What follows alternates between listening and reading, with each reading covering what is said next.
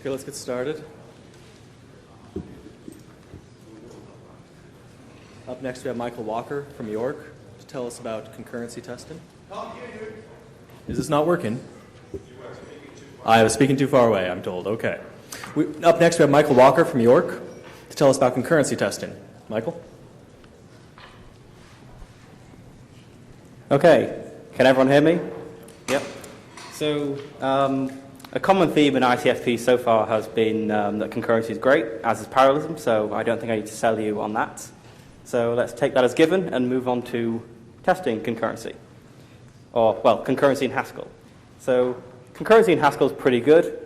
We've got libraries for deterministic data flow parallelism like Elvish and the par monad, which is really good for parallelizing existing pure code, but not... But sometimes your problem doesn't fit into a deterministic parallelism-shaped whole, or sometimes you're writing something which is genuinely non-deterministic, or even something which is internally non-deterministic but presents a pure API, but presents a deterministic API, like the par monad itself. Its implementation uses regular threads and random numbers, but it's pure and referentially transparent on the outside. So when you need that sort of power, you look at the control.concurrent module and the related ones, which is a pretty expressive API. We've got threads, which can be bound to specific calls if we want. We've got exceptions, loads of types of shared variable, software transactional memory, and we can write some pretty impressive stuff with that. But testing concurrency is really hard. So you might think, can't we just write as much of our code to be pure as possible and only have a thin layer of concurrency on top of that, so we can be pretty sure it's right? That's definitely a common approach to writing IOE things in Haskell, but unfortunately, even writing small concurrent programs is really hard. So empirical studies have found that small test cases with as few as 2 threads can go wrong. So it's not just that writing large concurrent programs where everything is happening concurrently is hard. Even writing really small ones is. As programmers, we just don't seem to have a very good intuition for this sort of thread-based programming. And it's really hard to test because if you have a regular program, you can just run it once and look at the result and say, is this what we expect, yes or no? You can't do that with a concurrent program because the actual result you get can be dependent on the order in which things actually happen, which can vary from execution to execution. So you might think, well, can we just run it lots of times? And if it's right lots of times, then it must be right? But then that doesn't really work. So the number of times you need to run it is in some way dependent on the size or the complexity of the program, but it's not clear how it's dependent. And if I were to have some concurrent program and say, okay, I've run this 1,000 times, it's right, and then I were to refactor it, would I need to change how many times I run it? It's not a very good approach to testing. And even if you do run it lots of times, you're not getting any hard coverage guarantees because the actual schedule chosen at runtime is still non-deterministic. You're only getting statistical guarantees. So random testing is out. We need something else. And that something else is systematic concurrency testing, which grew out of work in formal verification several years back. And the idea is that normally if you fork off a thread in your test case, that goes all the way up to the language runtime or even operating system, which schedules it in ways you can't control. So it's much better if the testing framework kind of handles the scheduling for you, and then only one thread is visible to the runtime and the operating system. So there are a couple of ways of doing this. You can take a program and instrument it to explicitly call out to some scheduler provided as part of the test framework. There's a library for Erlang called Pulse which does this, around operations which might be racy. A process stops, calls out to the Pulse process and says, am I allowed to run now? And then the Pulse process ensures that only one thing runs at a time. Another approach is to instrument your program to not actually create new threads, but to call something within the test framework which looks like it's creating a new thread to your program under test, and which certainly acts like it's creating a new thread, but it's managed entirely within the testing framework. And this is an approach taken in a library for Java called LazyLocks. It's actually really nice for Java because you can just walk through the bytecode at runtime and modify it to do that. We don't have that level of reflection in Haskell, which is probably a good thing. We can't just swap out arbitrary bits of I/O at runtime. But fortunately in Haskell, we do have a very nice solution for when we've got some sort of abstract interface, like concurrency, and multiple concrete implementations, like a real implementation using actual threads, and a testing implementation using only one real thread. Of course, I'm talking about type classes. And this brings me on to Deja, the library for testing that I've written.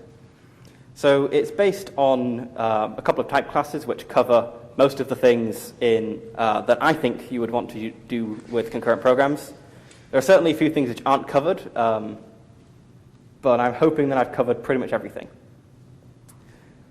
So it's based on two type classes. One, monad conc, for talking about concurrency. This covers most things in control.concurrent. And there's monad stm for talking about transactions. So an obvious question right now is, why am I abstracting over transactions? I mean, transactions are atomic, they're linearizable, so why am I doing this? Actually, it's just so that unless you're using any non-concurrency I.O. in your program under test, the test runner doesn't need to bring in I.O. So as I said, it covers pretty much everything I think you would like to use. We've got threads, both with and without affinity, so being bound to specific calls. We've got exceptions, although there is a slight difference in semantics here. So the catch function for I.O. can catch exceptions from pure code, like calls to the error function or missing pattern matches, that sort of thing. But the testing concrete implementation of the monad conc type class can't do that. I'm assuming this is okay, because certainly all the cases I've seen where you want to catch exceptions from pure code, it's something I'd consider a bug, and therefore bad and wrong, and should be fixed. But if anyone feels differently and thinks that it should be able to catch exceptions from pure code, please tell me I'm wrong, I will fix it. We've also got shared variables, which have names that I've been told should probably be changed to be the same as the regular names. So we've got an IORef equivalent, an mvar equivalent, and a tvar equivalent. There's another slight difference in semantics here. So crefs behave. When you modify a cref, it's like when you call atomic modifier IORef. Again, I'm assuming this is okay, because if you use the regular read IORef and modify IORef functions, different threads can see different views of what's in the IORef. Things can get reordered. I've assumed that if you're using IORef to communicate between threads, you're probably using the atomic versions to ensure everything's consistent. And if you're using it without the atomic ones, you're probably just storing a thread local value, in which case you can just lift IO the regular IO functions. And you'll notice that all the types are parameterized by what monad they're in. Yes. And there's a reimplementation of STM, most of STM, certainly all of STM I use. Yeah, I don't think there's anything really missing from that. So let's have a look at testing. So here is it's simpler than it looks. Test case, a little example from the documentation. So what it's doing is it's making two mvars acting as locks and making a counter. And it's forking off two threads to claim the locks, modify the counter, and release the locks. It waits until those two processes are done and returns the value in the counter. So because this thread increments it and this thread decrements it and it starts at 0, it should return 0. But the problem here is that the two threads claim the locks in different orders. So if this thread preempts this one after it claims lock A, this thread will claim lock B and then immediately block because lock A is taken.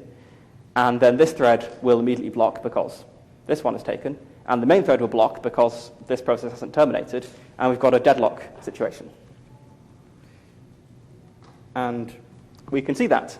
So there's this auto-check function, which is basically when you want to check that something's deterministic. It checks for deadlocks, uncalled exceptions in the main thread, and for inconsistent results. And it displays a simplified trace. This is definitely not the representation for interactive debugging. There's a much richer data structure for that. But this is nice, it's colorful when printed to the console. So this is the sort of thing I provided for non-interactive test suites that like Cabal will run.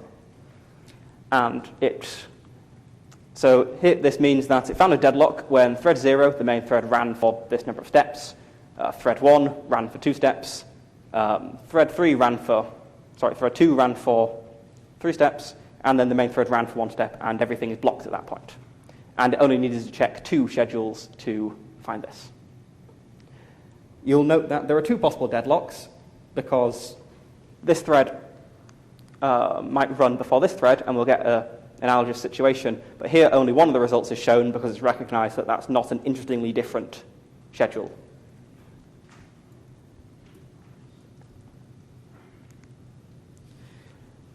So autocheck is good for when you want to make sure something's deterministic, but you can also write arbitrary predicates to which take a list of all the values produced by your test case under different schedules and produces a result of testing, which contains information like whether the overall test passed or failed, how many cases it needed to examine to come to that result, and a list of all failures.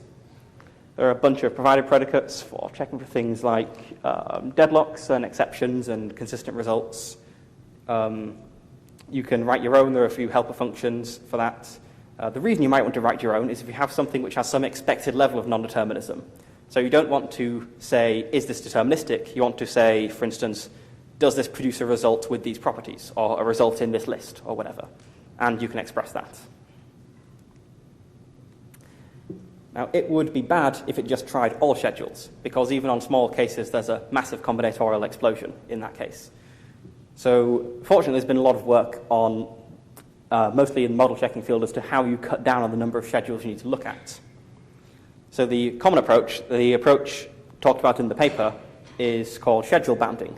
So for every possible schedule, you identify with it some numerical value, like the number of context switches or the number of preemptive context switches. And then you test exhaustively all schedules up to some bound. So this is good. Empirical results have found that, as I mentioned earlier, you can find many bugs with 2 threads, and additionally with a preemption bound of 2. So really tiny test cases can exhibit bugs.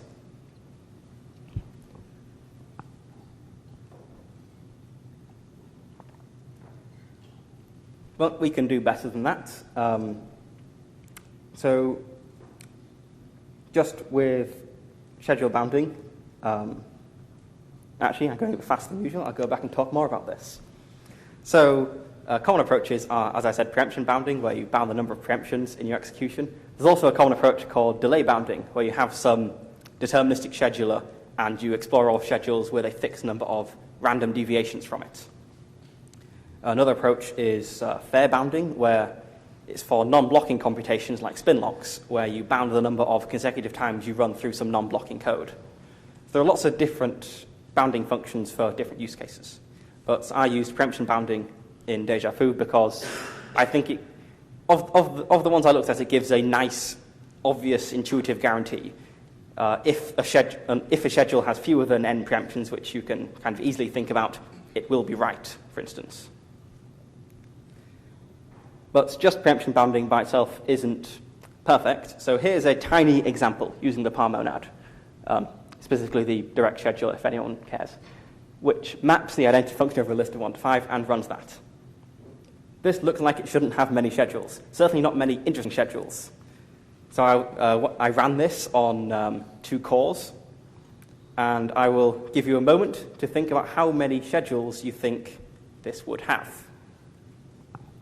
Just a rough ballpark, like to the nearest order of magnitude.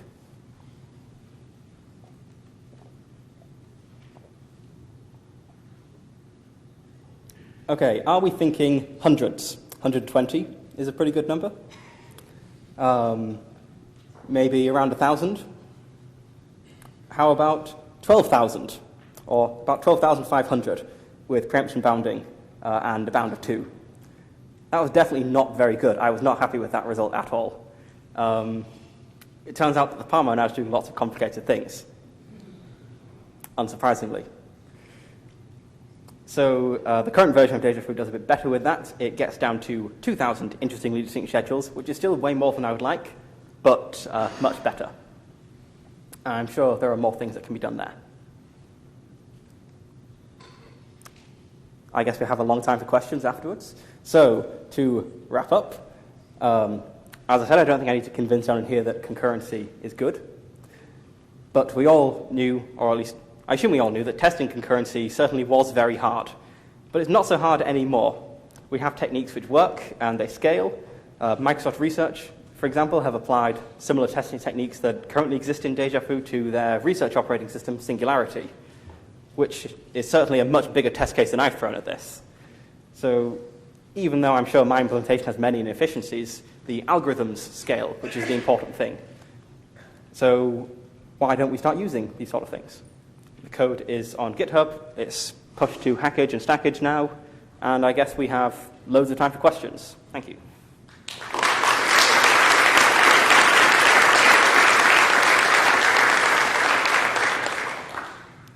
Hi, can your framework rule out blocked indefinitely on TVAR sort of exceptions? Yes, so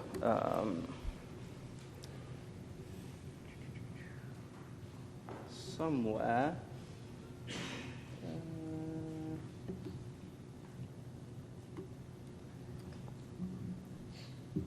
Yes, so there are a bunch of different failure cases. There's an internal error for when something goes wrong that really shouldn't go wrong. It can detect deadlocks on MVARs, and it can detect deadlocks on TVARs. Great. Yep. So does your framework do a sequentially consistent interleaving of like accesses to these, like say the crefs? Yes, it is sequentially consistent because, so I mentioned that when you modify a cref, it corresponds to the atomic modifier IORef function, which is sequentially consistent, unlike the regular modifier IORef function, which different threads can see different views of it. Because I've assumed that that's generally what you'd want to do if you're sharing things between threads.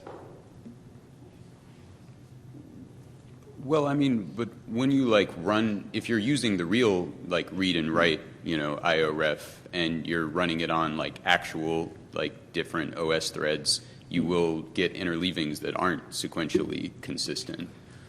Okay, so I guess I wasn't particularly clear, but the IO implementation also uses atomic modifier IORef as its implementation. If I can find that somewhere.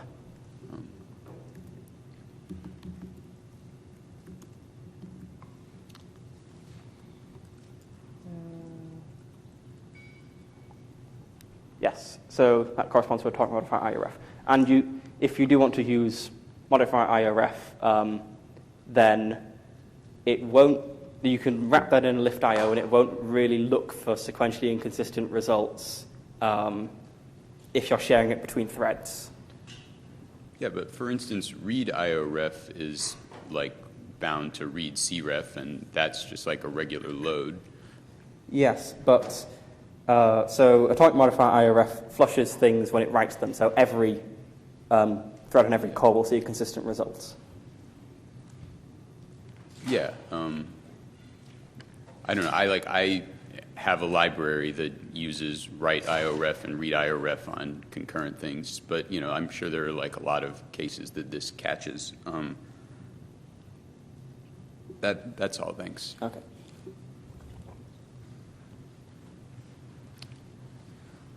Could you say a little bit more about the combinatorial explosion that you see in the PowerMap case that you were presenting? Okay, so what this tiny execution actually corresponds to, there's something like 200 calls to a random number generator. It's got concurrent data structures involved. There's definitely a lot going on because the Palmer node has a lot of machinery, right? So it does a lot of generic setup regardless of how big or how small the problem is, and then a lot of generic teardown afterwards. So there's actually probably not that much going on when it's computing this, because there's no communication between threads beyond communicating the result back. There's no complicated synchronization going on. So the actual PowerMap bit is very simple, but there's a lot going on to make it happen in the first place. Oh, okay. Thanks. So is that the monad par package modified to use the overloaded IORef interface? Yes, so For all scheduler actions as well as the application actions? Yes. So, well, I just took one of the schedulers and modified it. The trace it was one? a pretty simple translation. It was mostly just a textual substitution because I tried to keep the interface very similar. Some things were a bit less simple, like it had a random number generator using I/O baked in quite heavily, which I wanted to try and tease out, so I didn't have. Well, I had all the monad constraints everywhere, and then I realized, oh, I need monad I/O constraints everywhere. That's annoying. So I wanted to try and tease out the random number generator, but it could have used the existing random number generator if I wasn't feeling so lazy. But yes, it's just a modified monad par. Yeah, so could you send a pull request for that? Because monad par does not have a fuzz testing framework for schedules. And I think the real challenge here for the community is to actually share a library for this. Because it tends to be the case that every sufficiently large system for scheduling parallel actions has some version of this inside its implementation. So Manticore, for example, has a chess-like model checker. And Elvish inside it has a system similar to this, but without all the functionality we would want, without search space reduction. So if we could share one of these implementations and really make progress on improving it, that would be great, especially with respect to search space reduction. But I think the challenge will be covering all the use cases, so non-sequential consistent memory models with a non-atomic write ORF. Compare and swap. I noticed compare and swap is not part of the interface. It's not, no. So yeah, but wonderful work, very promising. Could you let us know something about the speed in terms of steps per second that they're going to take?